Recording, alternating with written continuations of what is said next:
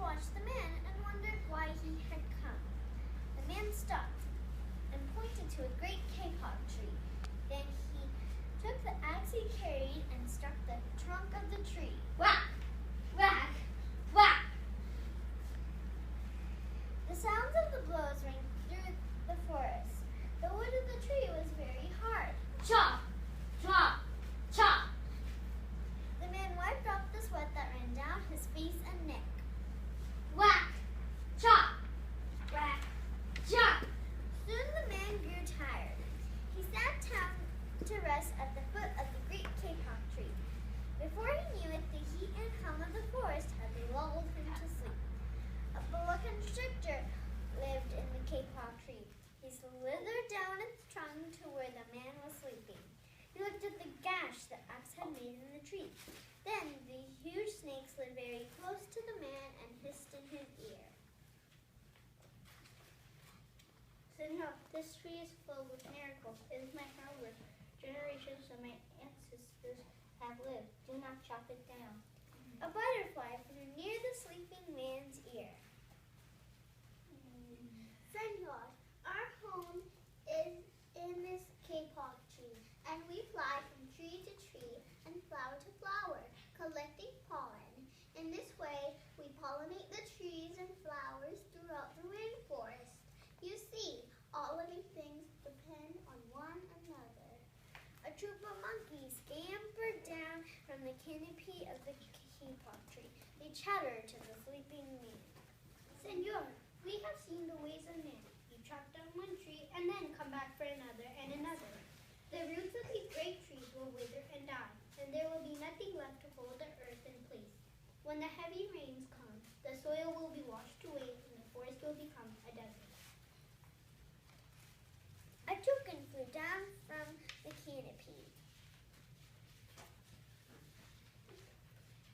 Senor, you must not cut down this tree. We have flown over the rainforest and seen what happens once you begin to chop down the tree. Many people settle on the land. They set fire to clear the underbrush, and soon the forest disappears. Where once there was life and beauty, only black and smoldering ruins remain.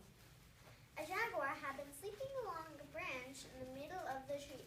Because his spotted coat blended into the speckled light and shadows of the understory, no one had noticed him. Now he leapt down and padded silently over to the sleeping man. He growled in his ear. Senor, the kapok tree is home to many birds and animals. If you chop it down, where will I find my dinner? And senor, do you know what we humans and animals need in order to live? Oxygen. And you know what trees produce? Oxygen. So if you cut down the rainforest, you will destroy which gives us all life. An anteater climbed down the kapok tree with her baby clinging to her back. The unstripped anteater said to the sleeping man, Senor, you are chopping down this tree with no thought for the future. And surely you know that what happens tomorrow depends upon what you do today. The big man tells you to chop down a beautiful tree. He does not think of his own children, who tomorrow must live in a world without trees. How much is beauty worth? Can you live without it? If you destroy the beauty of the rainforest, on what would you feast your eyes? A child from the Yanomamo tribe who lived in the rainforest knelt over the sleeping man. She murmured in his ear, Senor, when you awake, please look upon us all with new eyes. The man awoke with a start. Before him stood the rainforest child, and all around him, staring, were the creatures who depended upon the great kapok tree. What wondrous and rare animals they were! The man looked about and saw the sun jewels amidst the dark green forest. Strange and beautiful plants seemed to dangle in the air, suspended from the great kapok tree. The man smelled the fragrant perfume of their flowers. He felt the steamy mist rising from the forest floor. But he heard a sound. For the creatures were strangely silent. The man stood and picked up his axe. He swung back his arm as though to strike the tree.